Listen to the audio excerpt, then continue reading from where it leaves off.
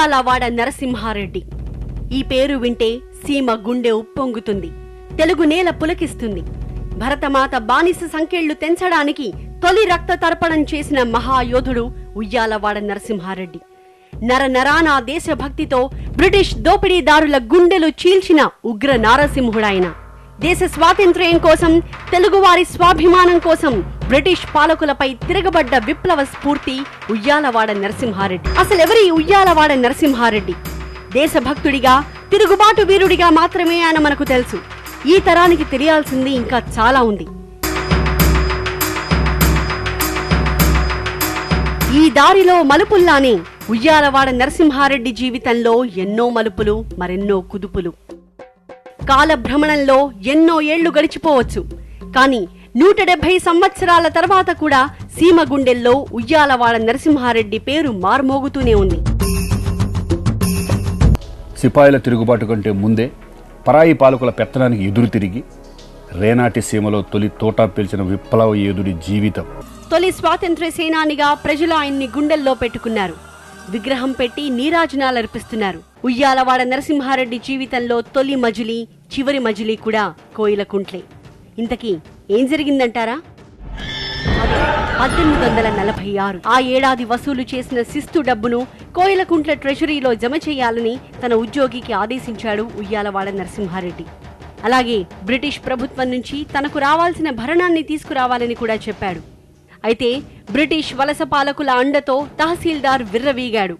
మీ పాలెగాడినే వచ్చి భరణం పట్టుకెళ్లమను అని హేళన చేశాడు.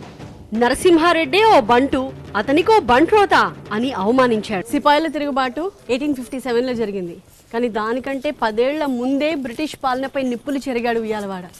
ఇదే కోవెలకుంట్ల ట్రెజరీ.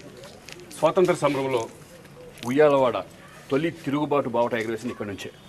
మనం సీమ ఫ్యాక్షన్ సినిమాల్లో ఒక డైలాగ్ వింటూ ఉంటాం, నీ ఇంటికి వస్తా, నీ నట్టింటికి వస్తా అని. ఆ సీన్ ఎగ్జాక్ట్గా ఉయ్యాలవాడ లైఫ్లో జరిగింది. ఎగ్జాక్ట్గా ఇక్కడ కూడా అదే జరిగింది. కోవెలకుంట్ల ట్రెజరీని కొల్లగొడతానని చెప్పి మరీ వచ్చి ఖజానాన్ని ఖాళీ చేసి పేదలకు పంచిపెట్టారు. That is Uyyalawada. సాహో ఉయ్యాలవాడ. సాహో. చూశారుగా ఈ జనం. ఉయ్యాలవాడ నరసింహారెడ్డి అన్న పేరు వినపడితే చాలు 100 మంది జై కొట్టారు, సాహో అంటూ సలాం చేశారు.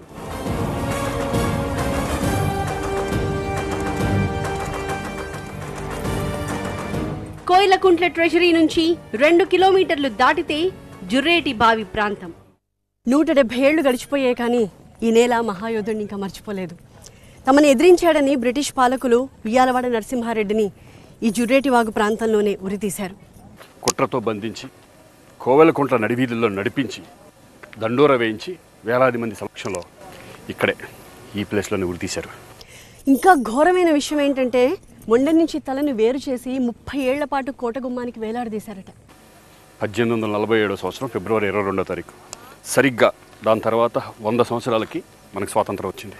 అంటే ఎంతోమంది ఇటువంటి యోధులు మనకి స్వాతంత్రం తెచ్చిపెట్టారు. వాళ్ళందరికీ జోహార్లు. ఇప్పుడు మనం సంజామల ప్రాంతానికి వచ్చాం. నారసింహుడి వీరగాథలో అత్యంత కీలకమైన ఘట్టం ఇక్కడే జరిగింది. ఇదే జగన్నాథ గుట్ట ప్రాంతం. ఆ కనిపించేదే జగన్నాథాలయం. కోయిలకుంట్ల ట్రెజరీ దోచుకోవడం, అలాగే వాట్సన్ చేయి నరకడంతో బ్రిటిష్ ప్రభుత్వం నరసింహారెడ్డి మీద పగపించుకుంది. 1846 సంవత్సరం 10,000 మంది సైనికులతో ఈ జగన్నాథ గుట్టను చుట్టుముట్టి నరసింహారెడ్డిని ఆయన అనుచరుని కోయిలకుంట్లకు తీసుకెళ్లి అక్కడ ఉరితీయించారు. ఈ నల్లమల గాలిలో నారసింహుడి స్వాతంత్ర్య రణ నినాదం ఇంకా మార్మోగుతూనే ఉంది. జగన్నాథ గుట్ట నుంచి కోయిలకుంట్లకు తీసుకొచ్చింది. జుర్రేటి బావి దగ్గర వేల మంది సమక్షంలో ఉయ్యాలవాడ నరసింహారెడ్డిని ఉరివేసి. ఉయ్యాలవాడ నరసింహారెడ్డి ఎంత గొప్ప చరిత్ర, ఎంత గొప్ప వీరగాథ. అంతటి వీరుడిని కన్న ఊరు ధన్యం. ఆ మట్టిని తాకడం మన అదృష్టం. మరి వాళ్ళ వంశస్థులు ఇప్పుడు మనకి ఇక్కడ ఉన్నారు. మీ పేరండి? ప్రభాకర్ రెడ్డి. మీరేమవుతారు? మనవల్ని ముని మనవల్ని అవుతాం నరసింహారెడ్డి. ఓకే, మరి ముందుగా మాకు ఆయన వాడిన కత్తి చూడాలనుంది.